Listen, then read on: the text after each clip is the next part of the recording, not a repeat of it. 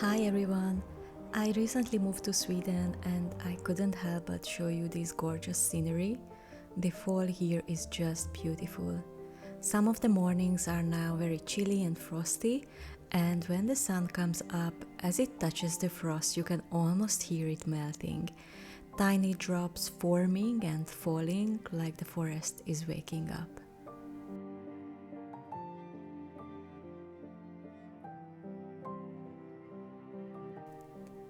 There is something so peaceful about watching this slow shift, the world changing right in front of you from cold and still to alive and breathing.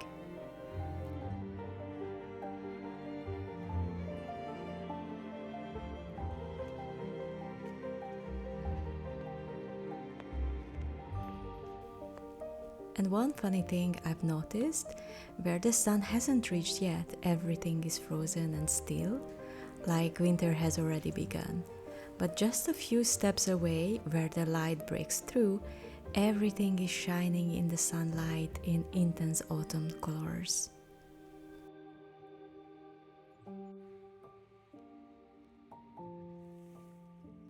It's such a strange mix, like fall and winter existing side by side, cold, crispy, quiet, and warm, soft, and alive at the same time.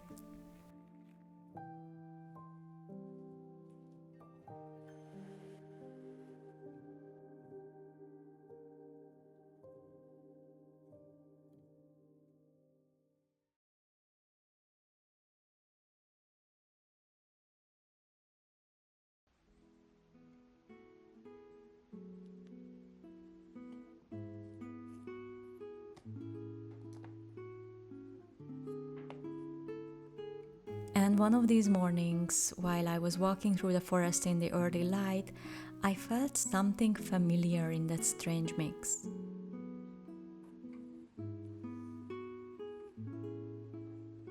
It reminded me of where I am right now, both in my new life here and in my art. Of course, when we moved here, I knew that life would be full of new things to figure out, so I decided to take it slowly with my art, just to play a little bit, just to experiment for a while. Nothing too ambitious or demanding. I didn't want to start anything that would need weeks of my focus. I just wanted to stay light and curious and to move in and out of the creative state easily. So I painted a lot of abstract pieces, some completely random, some just with a small idea or mood behind them. A few started from a photo I found online or a simple funny scene that I thought that it would be fun to make it. Most of them I recorded and some I didn't because that as well felt like part of taking it easy. Lately, I've been drawing more. I like that it's so quick and effortless compared to painting, and I love that you need so little for it. Just a pencil, some paper, and a few focused minutes. It feels like a short burst of creativity, and that's something I really enjoy these days.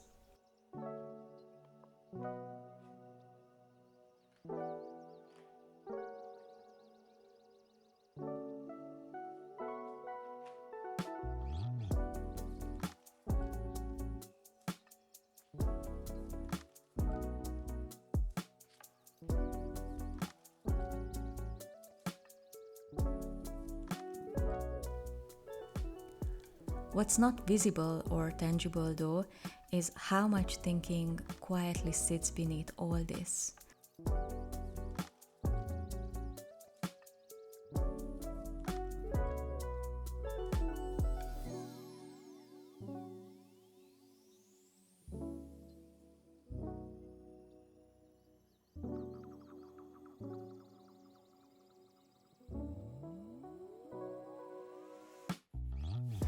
Lately, the question of what's next is there in the background. My mind has been circling around that question, but I don't want to push it. These days in the studio are very calm and quiet, and I am trying to simply notice what's coming naturally without forcing direction. In a way, this whole phase of experimenting feels like a transition. I had a more or less clear direction before. I knew more or less where I want to go with my art, but now I am letting that loosen up a little bit. I am trying many different things, not to completely replace what I had in mind, but to find what might come next and what I can add to it.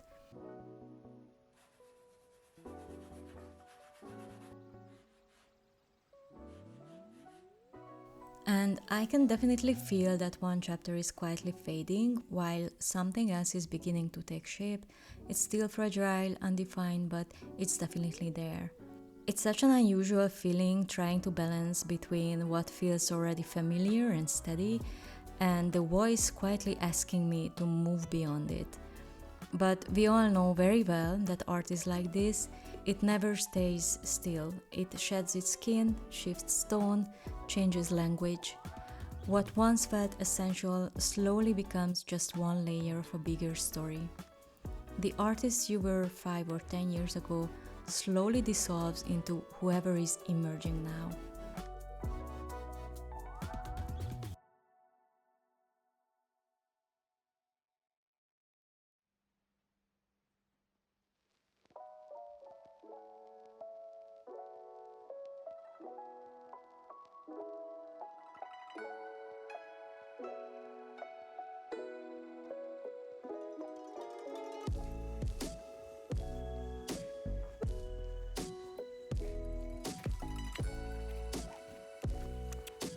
This way, Shabzu.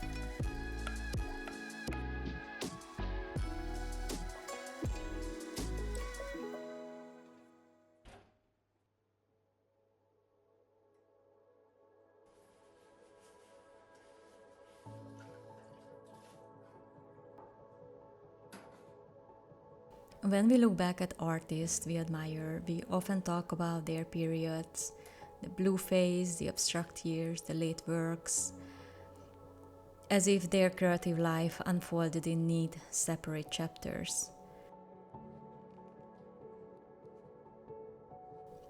We study those moments, give them names, try to define what they mean, but what's rarely shown is the quiet middle, those in between stretches of time when experiments either fall flat or expand too far, when curiosity and uncertainty mix and coexist and moves the artist toward a change.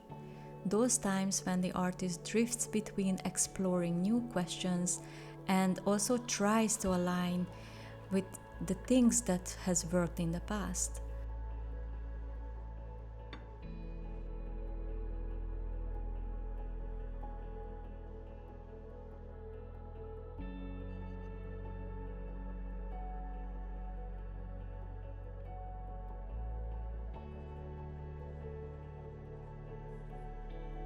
So lately I am curious how art is shaped by experiences, both bad and good, grief and poverty, or obsession with light, or when someone's inner world gets a bit heavy or a bit lighter.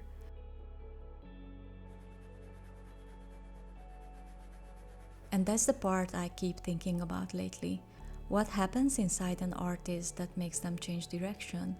What leads them to leave behind the certain, the safe, the familiar?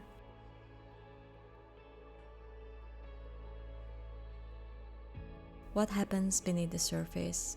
The hidden transition when the artist already gets a hint of the change long before it becomes visible in the work, long before it becomes this clear, polished face that come after. So I find myself drawn to what happens in the middle of this blurred, uncertain space.